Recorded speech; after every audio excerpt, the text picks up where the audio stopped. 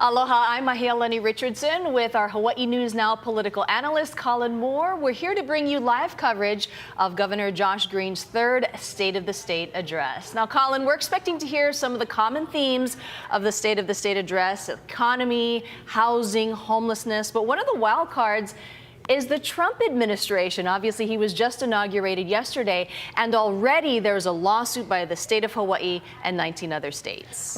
That's right. I mean, this lawsuit is going to challenge President Trump's claim that we're no longer going to offer birthright citizenship. A lot of legal scholars say this would be in violation of the 14th Amendment. But, you know, Governor Green has long been a critical of President Trump. He's been very critical of the nomination of RFK Jr. So I'm curious to see if he mentions any of this or if he just sticks to his accomplishments. And we are expecting the speech maybe to be less than an hour, and Governor Josh Green will hold a press conference afterwards. Certainly, he'll be getting a lot of questions about the Trump administration and this particular lawsuit. What are some of the other things that you'll be looking for in this speech, Colin? Well, my expectation is this is going to be sort of a speech around the greatest hits. I mean, one major accomplishment of Josh Green's and the legislature's was to reduce taxes. We had a historic reduction in taxes, but I think he may address how he's going to keep a balanced budget, how he's going to pay for all of these state programs with these tax cuts. One of Governor Green's favorite topics, of course, is health care. As a physician, this is something he knows a lot about.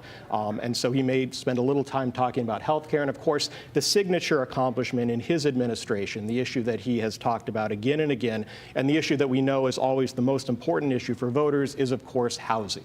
So I expect he's going to spend a lot of time talking about housing and homelessness. But, you know, there are some other issues he could talk about: condo insurance, the fireworks disaster, of course, that was so tragic. Maybe the green fee. That is something that Governor Green has talked a lot about. This would be a fee on tourists that could pay for conservation programs. You know, he may link that and describe that as a way to help pay for some of these tax cuts. It's really interesting. It's been a very busy beginning 2 weeks of January. It started with the fireworks explosion. There was the death of a firefighter, and public safety is very important right now. Governor Green has been talking about reducing illegal fireworks, but many are wondering if law enforcement can really do it at this time when it's been so pervasive.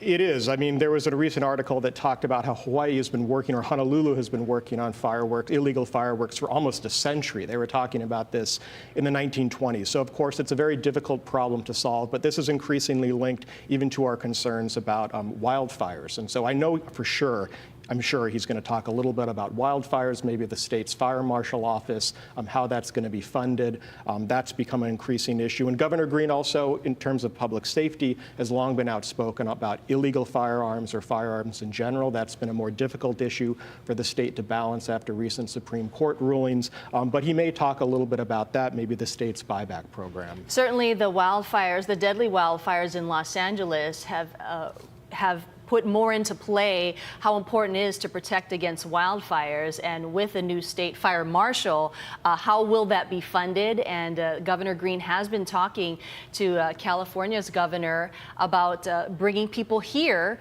if they need housing. And that's been controversial from some people, saying we need to focus on people here. And the governor has been very adamant that during the Maui wildfires, that California has been very receptive and open to sending help, and he wants to send the help back. Yeah, I think that's true. I mean, we know the governor has a very close relationship with California Governor Gavin Newsom, and I think he'd like to see this as a reciprocal relationship. Of course, we can also learn a lot from California on how they manage wildfires, and I think we hope that they'll help us out in the future as this becomes more and more of a problem here locally.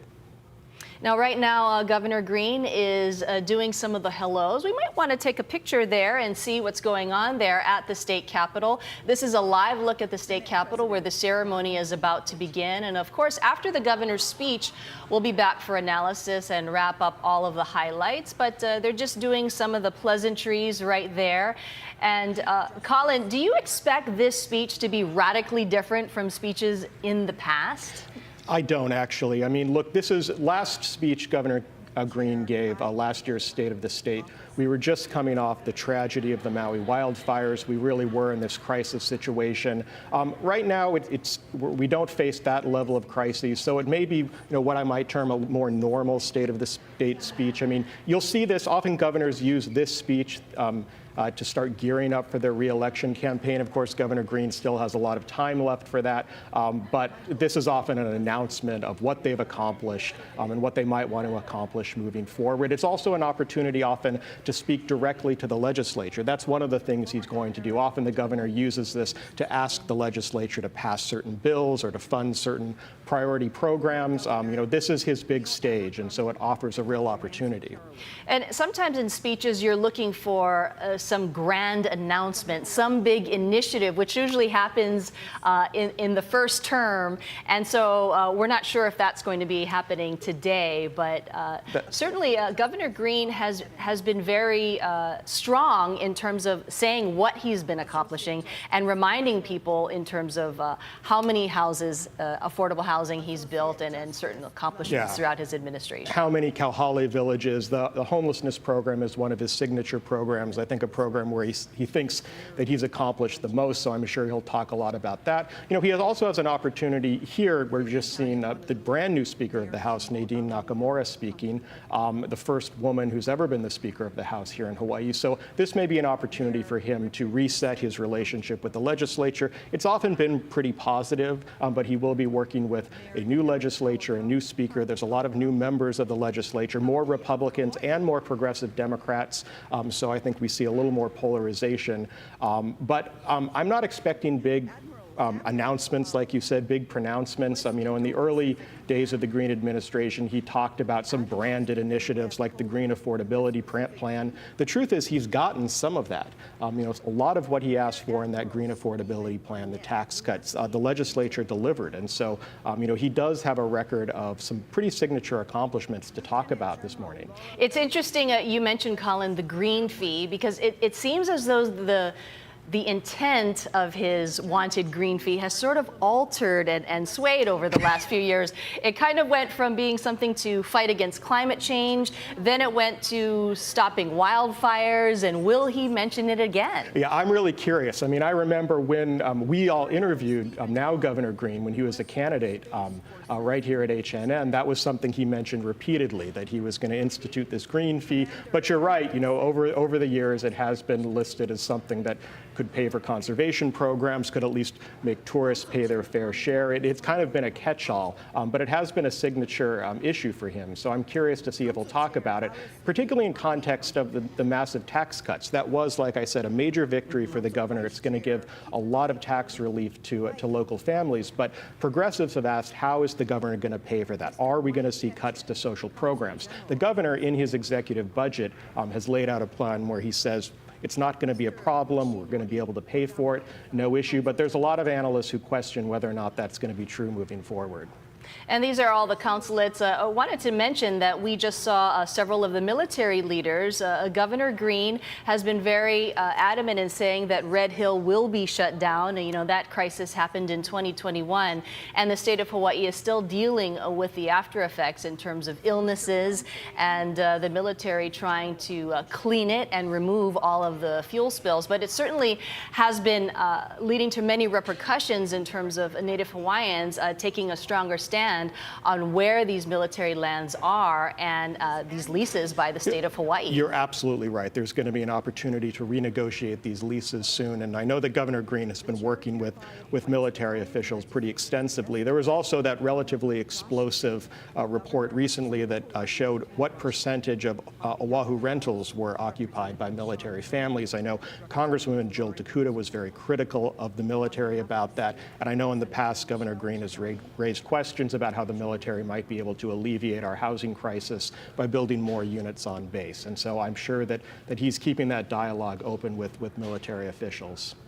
You mentioned House Speaker Nadine Nakamura is there. Do you see that the legislature, at least the House side of the legislature, may be more willing to work with Governor Josh Green because of this new leadership, or do you see her being more in line with the former Speaker, Scott Saiki? You know, I think Speaker Nakamura is pretty much in line with former Speaker Saiki. She's a center-left figure. She is someone who comes from a county administration background. She's a city planner by training. So, I mean, she's, of course, very concerned about housing. That's been one of her signature issues throughout her legislative career.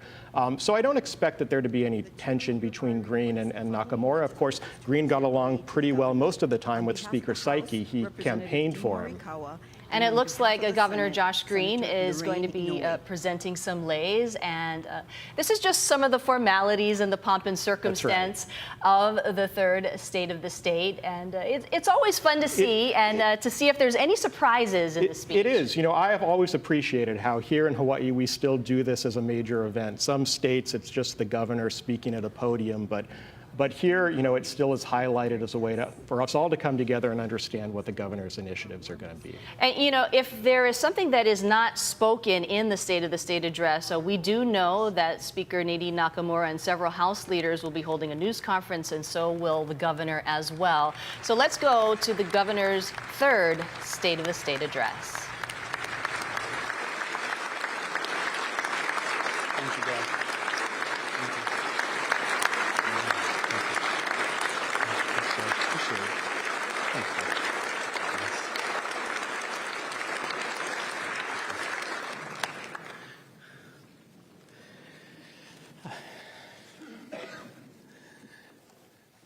First Lady, Lieutenant Governor, Madam Speaker, Senate President, OHA Chair, Chief Justice, colleagues, members of the Cabinet, distinguished guests, and all the people of Hawaii, aloha. First, let me say this. Jamie, I could not do this job without you. Your support, your thoughtful perspective, your hard work, you're truly valuable to me. Thank you. Thank you on behalf of all the people of Hawaii. I love you very much.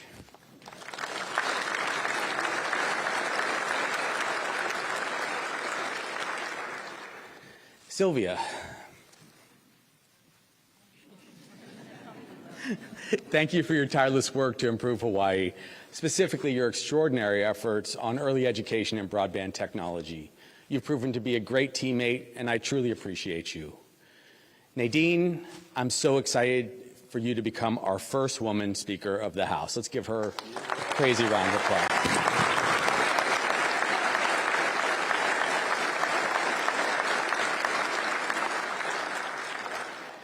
You've already shown me that you'll help lead the House in a thoughtful way, and you'll bring your own style to this important leadership role. Mahalo for being here. Ron and Kai, we served together in the Senate together. I have so many great memories from that era. Thank you for being here. I look forward to resuming our work together this year in ways that will improve the lives of all the people of Hawaii. Thank you, guys.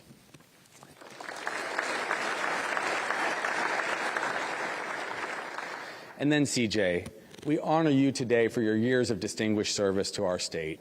I'm really going to miss you as you head towards retirement. We have a great love and affection for you. CJ, thank you, brother.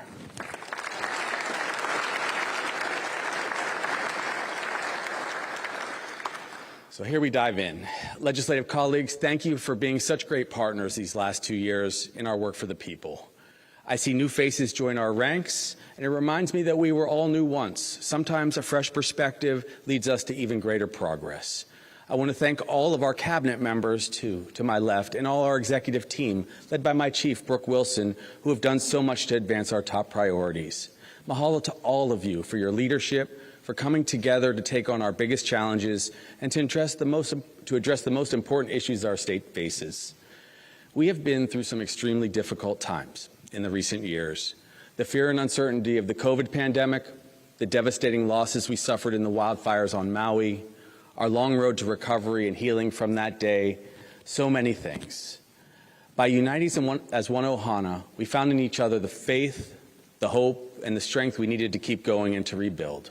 So today I'm incredibly proud of our state and our people for the way we've come together to support each other through these enormous challenges.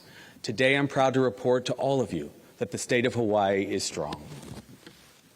Now, 2 years ago, I came into the governor's office after attending hundreds of talk stories, community meetings all across our state, having thousands of conversations with people from every walk of life.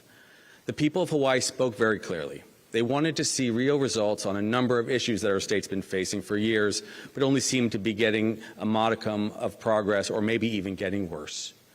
To my colleagues in the legislature and across the state government, we're privileged to serve the people of Hawaii and to work for them every day.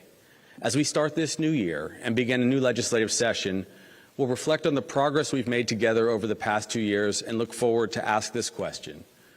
What do the people of Hawaii want us to accomplish for them now and in the coming years?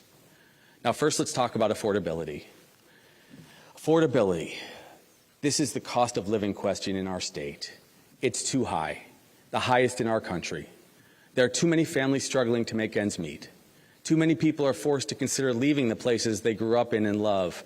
And too many families have already left our state in search of a cost of living that's much lower on the mainland.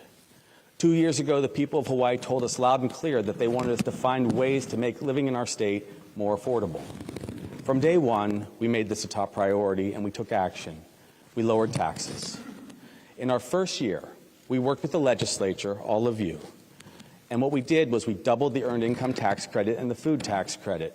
We increased the existing child dependent tax credit, and this saved Hawaii families about $88 million per year in taxes. Then last year, you, the legislature, passed, and then I signed into law, the largest income tax break, the largest income tax cut for Hawaii families in our state's history.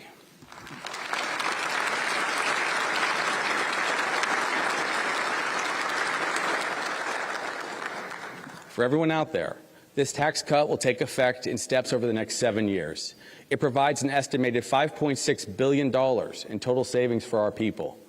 It reduces taxes from between 10% to 71% for working families, depending on household income. It moves Hawaii from having the second highest tax rate to the 4th lowest tax burden in the country. This is something you should be proud of, and thank you for doing that for the people of Hawaii.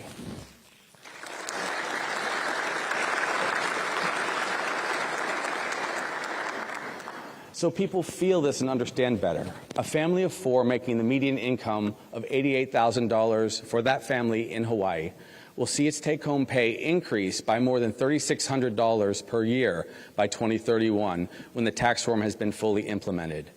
And these tax cuts are already going into effect now. And by 2031, the number of Hawaii households that will pay 0 state income tax will rise from 25% to 40%.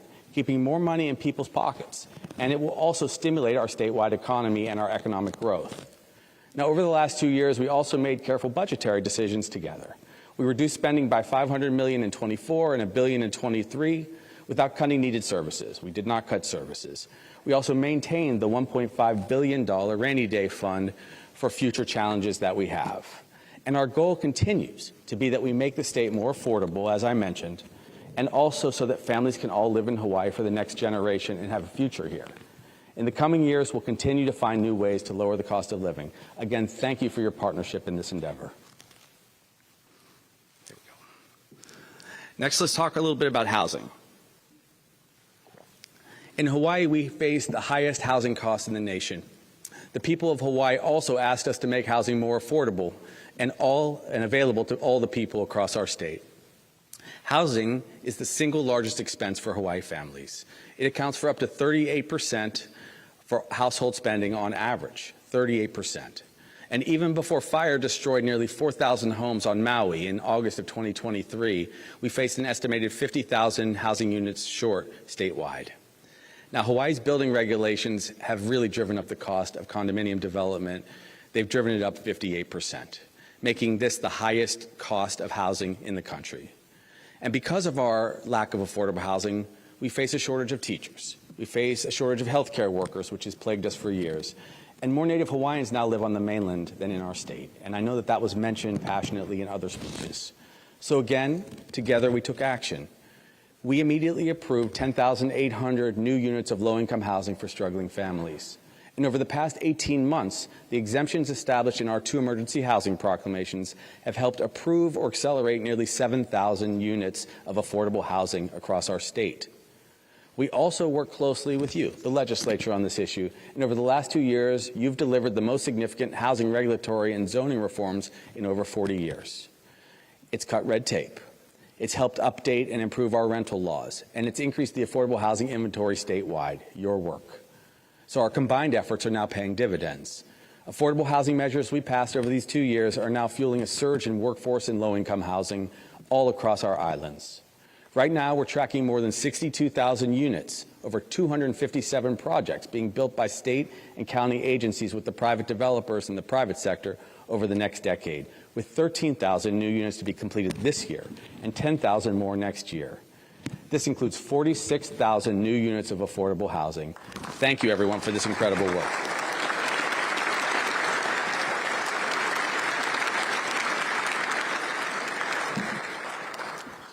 Now let's talk about what we're putting in the budget for this year on housing. For the next 2 years, we've requested over $500 million for housing initiatives, including $250 million for the Rental Housing Revolving Fund to develop more affordable housing, $30 million for Phase 2 of the 99-year leasehold program on Oahu, and $62 million for the University of Hawaii West Oahu infrastructure development for the University Village near the rail. We've also requested $68 million to transform Mayor Wright. This effort will add more than 2,000. You got it. There you go, brother. Okay. Thank you, Senator. This effort will add more than 2,000 housing units for the district's working families. So, Carl, thank you for leading us in this way.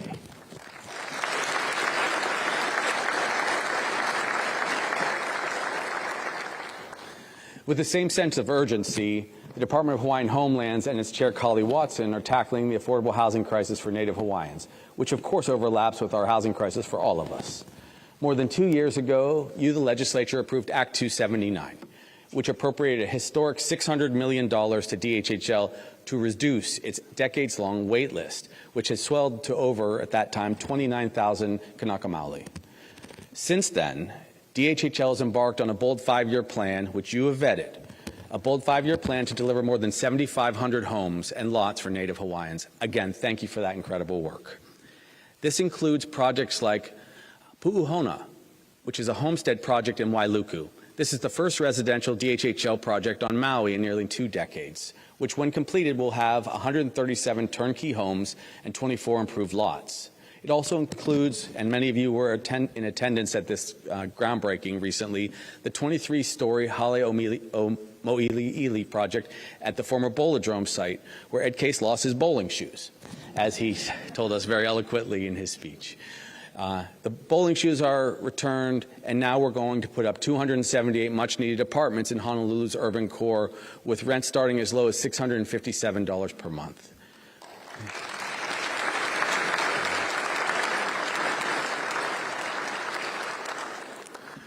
So innovative projects like these will help provide new affordable housing for Native Hawaiians who have long been on the wait list and have actually died on that wait list. So thank you, everyone, for this work. But building alone won't solve the housing crisis. In Hawaii, we have far too many short-term rentals owned by too many individuals who live on the mainland. There are tens of thousands of housing units across this state, our state, that should not be short-term rentals any longer. They should be homes for our people.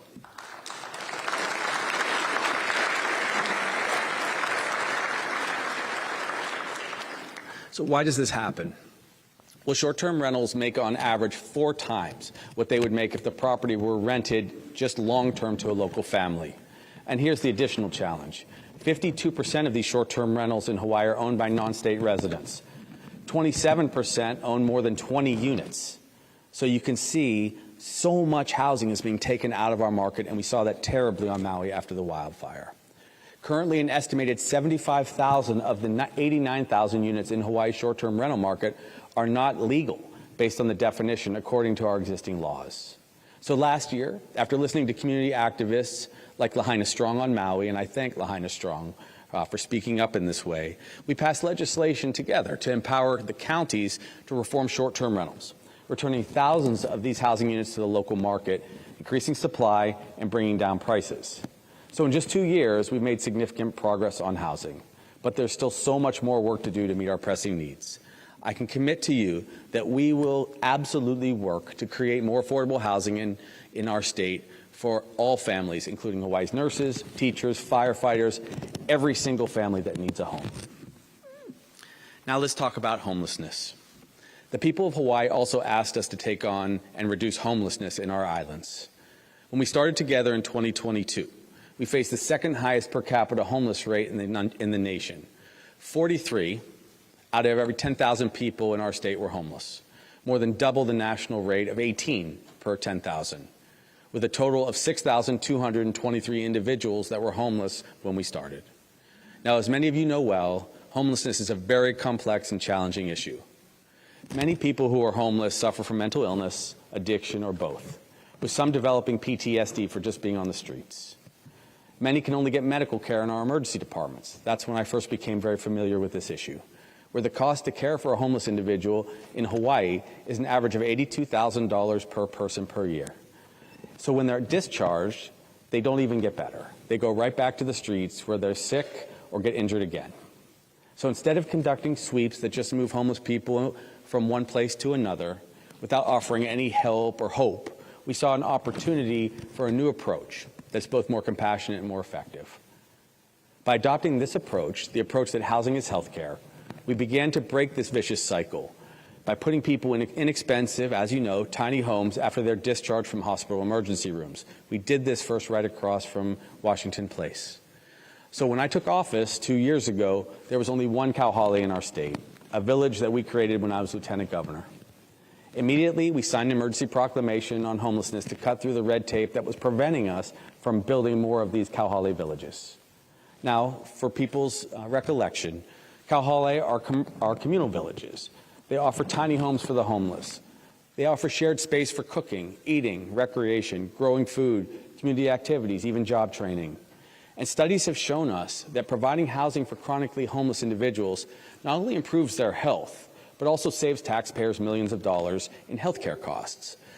A recent report by the University of Hawaii Center on the Family found that 6 months after individuals were placed into permanent housing, Kauhale, their healthcare costs dropped 76%. And that drop was from about $8,000 a month down to $1,965 a month.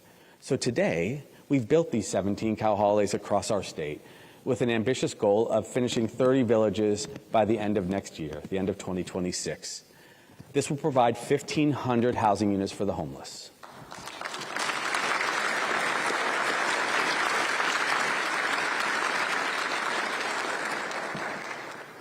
If I may, I'd like to take a second to recognize all of the mayors for their collaborative work on homelessness, especially Mayor Blangiardi, who I'll single out with his team led by Jim Ireland. We work day and night together where homelessness has been concentrated on Oahu, and I thank you, Mayor Blangiardi. You've been extraordinary.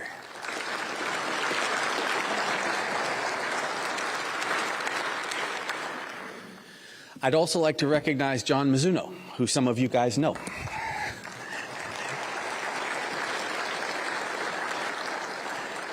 From our homeless team, who I found a great partner, and all the service providers who are helping us to build these Kauhale initiatives in our fight to end homelessness in Hawaii. In our executive biennium budget, we've requested $50 million each year for the next 2 years for Kauhale development to continue to provide these critical services, wraparound services, social services, to care for people and overall lower their costs in the state of Hawaii. We've also requested $10.8 million to support family assessment centers, the Housing First program, the Rapid Rehousing Program, homeless outreach, and civil legal services. All of these services help us address one of our greatest social challenges. So with these innovations and investments over the next 5 years, we project a net savings after all cost of over $450 million for Hawaii taxpayers at the same time that we're reducing homelessness and caring for people in need. And we're well on our way to achieving our goal of cutting homelessness in half in our state by the end of next year. Again, thank you for your support.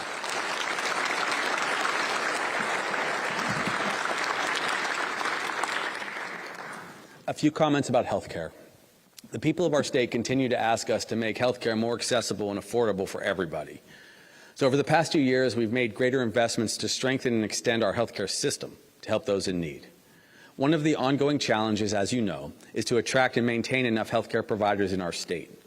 The Hawaii Physician Workforce Assessment Project's December 2023 report estimated we've had an unmet need of 757 physicians or healthcare providers statewide. To address our statewide shortage of healthcare professionals, we launched what's called the Healthcare Education Loan Repayment Program, or HELP, which is the acronym. It's state-funded, it's been a great initiative, and it's provided $30 million of education loan repayment to more than 900 providers licensed or certified already who practice in the state of Hawaii. Now, in exchange for a 2-year commitment of service in our state, a diverse list of healthcare professionals has been able to get these loan repayments for up to $50,000 a year. Keep in mind, some healthcare professionals have loans of $400,000 when they exit medical school or their training. We've offered 600 scholarships in our first year and another 600 in the second year. And what does HELP prioritize? It prioritizes primary care and behavioral health specialists with deep ties to our state. Kids who went to high school here, kids who went to medical school and college here, who did their residency here, who are committed to practicing in their communities. We're placing this extra emphasis on mental health and addiction treatment because we have to address the heightened concerns that have arisen since the COVID era and the Maui recovery, where we all know people have faced great challenge. And so we're asking you humbly, please fund an additional $30 million over the next 2 years, cumulative, to continue HELP, with generous support also coming from benefactors outside. Salesforce, for example, co-founder Mark Benioff gave us $10 million additional, $5 million last year and an additional $5 million this year in 2025 to support the program. In our first 2 years, we also invested in improvements across the state to our facilities, all across the rural spectrum of healthcare on neighboring islands, especially on Big Island, Maui, and Kauai. And frankly, our nursing facilities also needed an upgrade. For the next 2 years, we've requested $25 million for the Ke'au Outpatient Center for a new urgent care facility, primary care and specialty care, plus imaging centers, and a behavioral health center. We've asked for over $40 million for improvements to HHSC in general, including renovation of Kona's emergency department over on Big Island as they get ready for their new hospital in time. And we've requested $27 million for additional Hawaii State Hospital beds to help us with our psychiatric challenges and adult mental health. All of this will help get chronically homeless people off the street and help our families get care where they need. In the last 2 years, we've dedicated more state and federal funds to raising Medicaid rates, which was a very smart move by the legislature because it came with basically a dollar-for-dollar match from the federal government. And this has improved the care for the 450,000 individuals, 1 out of 3 in our state, who have Medicaid and are vulnerable.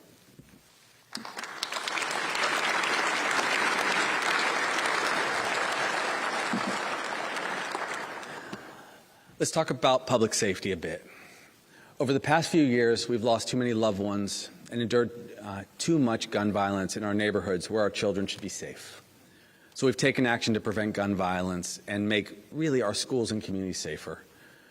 You guys passed 2 new gun safety laws designating sensitive places where firearms will be prohibited statewide and provided active shooter training in public school and charter schools. And even though that's scary, it could prepare us against a tragedy.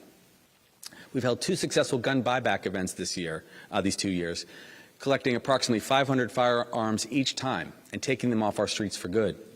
We collected assault rifles, semi-automatic rifles, handguns, revolvers, shotguns, and ghost guns. We gave people a $100 Foodland gift card in exchange for each firearm.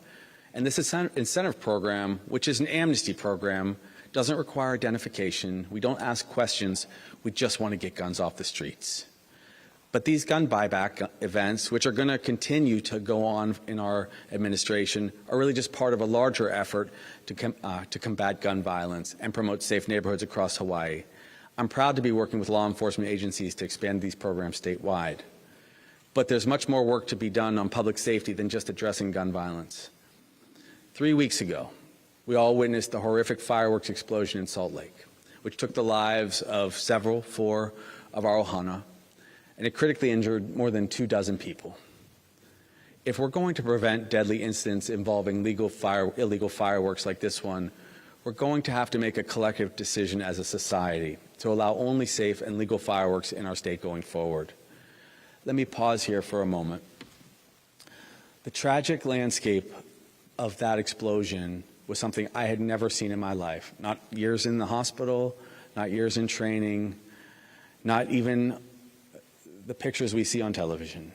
It was unbelievable, And no matter what laws we pass, I fear they may not move the needle enough. We will try all the things that we can come up with to help keep people safe. But I'm speaking to you all now, the people of Hawaii. Please strongly consider moving away from illegal aerials, because no matter what we try to do as a society, if they continue to go up, people we love are going to continue to get hurt. So I'd humbly ask you to make that change for us. Now, in 2023, we established the Illegal Fireworks Task Force to identify and disrupt supply chains of these fireworks. The task force did extraordinary things. They seized 227,000 pounds of illegal fireworks already. But incidents like this remind us of the ongoing challenges we face. This year, I will continue to work with our friends in the legislature to further curb illegal fireworks, as I said, so that children and families in Hawaii can enjoy beautiful fireworks displays safely. Our efforts to expand the healthcare workforce, stop illegal guns, take fireworks off the streets, reduce overdoses, they will all help ensure that we have a healthy and safe society. But it really does come down to the decisions that we make as people. That's how we get healthy and safe. So please join me in this initiative.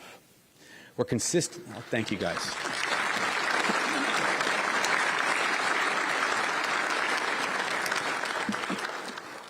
I was simply going to share that already we're ranked as the healthiest state and the safest state in the nation, but we still see these tragedies. So let's work together to keep it that way.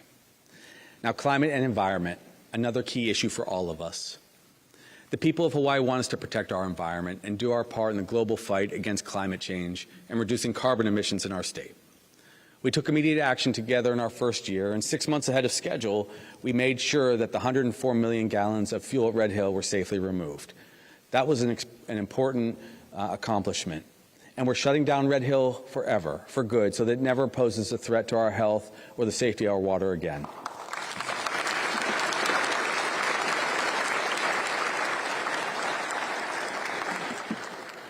That was only part of our challenge. Last year, we joined youth plaintiffs from across our islands in the Navahine versus Hawaii Department of Transportation case in announcing a resolution to the world's first youth-led constitutional climate case that sought to address transportation emissions. In other words, young people sued Governor Ige, who we love, and we settled that case.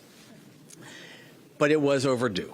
And what we did was we did the following. We took action with them in that settlement to make sure that the climate emergency is addressed for our youth, for the next generation, so we can transition Hawaii to a climate-safe, zero-emissions transportation system. And I'd like to recognize these young people from the Navahine case today for their passion, their commitment, and their bravery to creating a healthy and sustainable future for their generation and for the generations to come. Thank you, Navahine.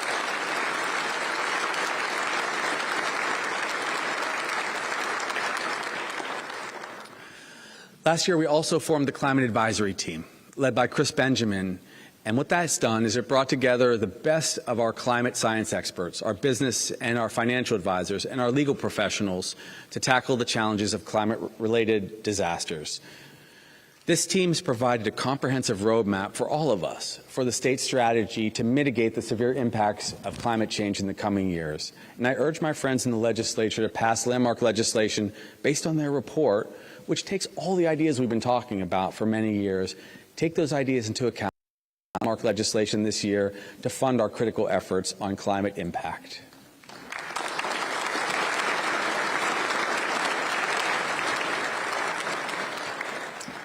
It is in that report where they outline that we have $500 million a year of climate impact that we have to somehow address, and we give a series of possible recommendations, a menu, if you will, to look at it. That's where we talk about climate impact, TAT questions, and so on. You lead us. Let us work with you completely to find some solution this year. We must take action on science-based recommendations like this Climate Advisory Team before it's too late to protect Hawaii from the advancing climate crisis. I'd like to turn my attention now to the Maui wildfire and our recovery. On August 8th, 2023, wildfires swept across Maui, claiming the lives of 102 of our beloved friends, neighbors, and family members. These fires, fueled by drought, fanned by hurricane-force winds, were an unprecedented tragedy for Maui and for our entire state. Since that day, the people of Hawaii have united in showing care and support for the survivors and all of their families. I want to take a moment right now to thank Mayor Bisson for being an incredible partner in the recovery effort. Thank you, Rick.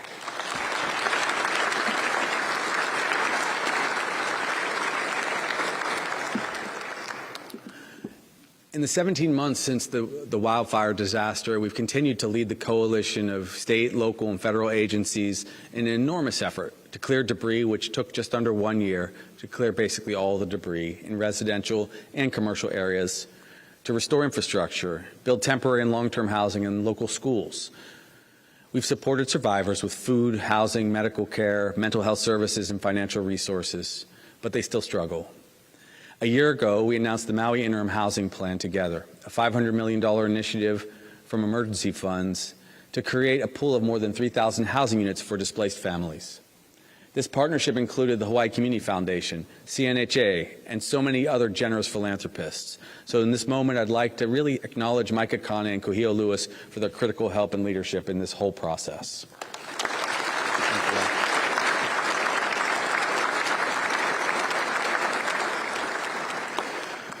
I encourage everyone to go to Maui and see the recovery firsthand. But currently, the state and our partners are building more than 1,200 temporary housing units for survivors on Maui, in addition to providing direct rental assistance aid for more than 5,600 displaced people, and working together with our congressional delegation, and mahalo to all 4 of our congressional delegation, the White House, Maui County.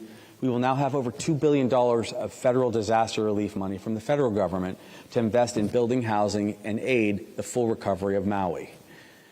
By leading this effort all together, we've been able to reach also some global settlements. And the global settlement and financial settlement you've been well updated on. What did it do?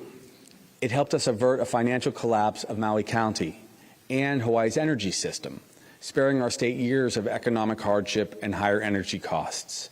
And last year, we began to build or built a total of 810 new units of permanent housing across 4 projects on Maui. We're finishing the 1,044 units that have been approved through emergency services of the transitional housing to meet the community needs right now until we can fully rebuild Lahaina the way the people want it. Now, we've moved more than 99% of those who were displaced by the fire into long-term housing, and it was a great challenge. And we'll be able to keep working day in and day out to make sure every survivor has a safe and stable place to call home, but it requires these resources. As Maui continues to rebuild, I, with you, will do everything possible that we can to ensure everyone has the resources they need. So in the budget these next 2 years, in addition to the global settlement, and thank you for helping these people heal, our people, we've requested over $350 million for other projects on Maui to aid in their recovery, to fund new schools, to make sure that housing is updated, to improve wildfire prevention. And that's a statewide initiative, by the way, to prevent a future disaster. The wildfires on Maui have forced us to confront the risks that we face as a state from climate-related disasters. So working with the counties, we've updated and improved our emergency siren protocols. We've also reestablished the state fire marshal. Thank you for that. That includes a request for $2.2 million for their team and funding, which will help us regulate buildings and our codes, help with fire safety standards, guide the state's wildfire prevention education efforts, which is very important, develop and coordinate with all of our state agencies. And with the help of the federal government, we've also deployed 80 wildfire and 16 wind sensors across our state to provide an early alert system with 24-hour sensing and alerts capable of identifying changes in conditions before wildfires start, and to continuously transmit information and send electronic notifications when problems are detected. We are a much safer state from fires than where we were 2 years ago. But the tragedy in Los Angeles validates the urgency of this effort. I've also proposed that the state create defensible spaces around homes, develop mapped-out evacuation plans statewide, and engage in community-wide preparedness initiatives to mitigate the impact of any fires. And even with all that, there's still so much work to do. We'll continue to work with our federal partners for resources, nonprofit organizations, and local communities to ensure greater resilience to climate-related disasters and to prevent them in the future. Now, since the fires, we've faced enormous challenges, but we've emerged stronger. We've been united. and we're determined to support our Maui Ohana and help them rebuild. Now, much of our work has been driven by the housing crisis, as I shared, our state's pandemic, the recovery that followed it, the Maui wildfires, and more recently, the New Year's explosion. We're also constantly thinking about the future. We as a team will continue to dream big in our state, pursuing major transformative projects and initiatives in the years ahead, such as building a modern stadium for our people, pursuing restorative reforms to our justice system, which also meet our needs for new, more humane correctional facilities. And finally, we will develop a statewide food security plan to address childhood hunger, which the First Lady and I have been working on together.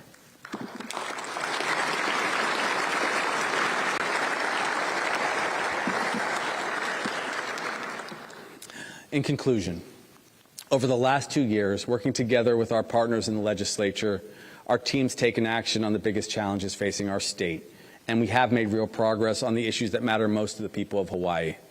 Again, I'd like to thank everyone for coming together to help Maui recover and for making possible the results that have been achieved. We've made progress, but there's so much more to do.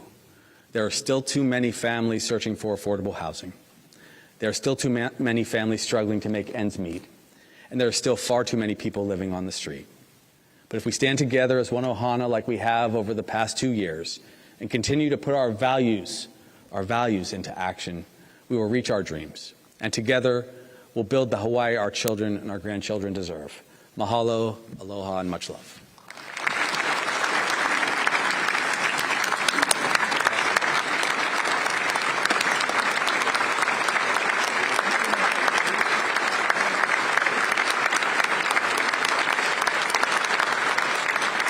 And that's Governor Josh Green delivering his third State of the State address. It was about a half-hour address where he broad-brushed several topics from homelessness to housing, and then he also talked about the continuing recovery from the Maui wildfires and likening it to the Los Angeles wildfires. He said for Maui's recovery, he mentioned $500 million in initiatives to create more than 3,000 housing units for the people of Maui. In terms of tax cuts for Hawaii families, he said it was the largest income tax cut in Hawaii's history at $5.6 billion in savings over 7 years. He also talked about homelessness and the need for fewer short-term rentals and going against that illegal market. Now, bringing in Colin Moore, our analyst, he talked about several broad brush initiatives over the past few years. He didn't necessarily mention anything new, but it sounded like more of continued trajectory forward. That's right. I mean, I would call this a greatest hits speech. I mean, these are things, he has a number of accomplishments. He's really highlighted those in terms of housing, the Kauhale initiative, the Maui settlement, and the big tax cut. But there wasn't anything, you're right, it wasn't anything new. There wasn't the kind of almost combative energy you've sometimes seen from the governor in his early State of the State speeches. You know, I think last year he said, bring me anything that will increase affordability, I will sign it. It wasn't quite that direct. It was a little more, of a review of what has been accomplished. I think this is the sort of speech you get from a somewhat more mature administration. I mean, he has had a couple of years to figure out his priorities, and so he has some of those to talk about. It was kind of a highlights. There weren't as many details as sometimes you get in these speeches, other than talking about the amount of money requested, the number of units built. Some of the things that we were talking about during the speech are some of the things that we didn't hear about. What happened to the housing for nurses and firefighters? Specifically, there was supposed to be housing at Mililani High School. And what about food sustainability? Those things we didn't hear about. We also didn't hear about the Trump administration. President Trump inaugurated for the second time. And just today, the state of Hawaii filed a lawsuit because of his executive order denying birthright citizenship. What else did you not hear, Colin? Well, I agree that I was not surprised to hear that he didn't talk about Trump, but it was perhaps a missed opportunity. We know that Governor Green has been very opposed to a lot of the Trump administration's initiatives, very opposed to the RFK nomination, and of course, as you just mentioned, Hawaii joined this lawsuit opposing the executive order that would take away birthright citizenship. Governor Green could have used this as more of a platform to show that the state of Hawaii is going to be more in opposition to the Trump administration, but I think he didn't do that for some strategic reasons. I mean, first, I think he wanted this speech to be more about his administration, his accomplishments, and second, I think he may be being somewhat strategic. I mean, I'm not sure that he wants to use this platform to be so aggressively opposed to the Trump administration. I think that follows what you've seen a lot of major Democrats around the country doing, which is trying to demonstrate that they might be willing to compromise with the administration on some. Yeah, it's interesting you mentioned that. Well, he certainly has been opposed to the Trump administration in other formats, in national media, during one-on-one interviews with the media. But in terms of this State of the State address, it really was about his administration and what he and those around him have accomplished. Certainly, he will answer a lot of questions at a news conference after this, and so will state House lawmakers answer questions in news conferences. What are some of the questions that you'll have for Governor Green if you were allowed to ask him some questions about this State of the State? I mean, one issue that he didn't address, which I know is at the top of mind of most legislators, is condo insurance. The skyrocketing cost of insurance for many local condo owners and homeowners. The legislature has talked about setting up some sort of a stabilization fund that might help. That's not something Governor Green addressed directly. Maybe he thinks that's going to be mainly a legislative initiative. You're right about food sustainability and agriculture more generally. That has often been a major concern of many legislators. I would wonder if he does have plans for food sustainability and housing as well. I mean, plans to use state lands to house teachers, agricultural workers. That is something that some of the legislative leaders talked about again, but not something we got from the governor. All right, Colin, of course, there's certainly going to be much more. For more news and analysis of Governor Josh Green's third State of the State address, stay with Hawaii News Now on air and online. On behalf of Colin Moore and myself, I'm Mahealani Richardson. Have a great day, and we'll see you later. Aloha.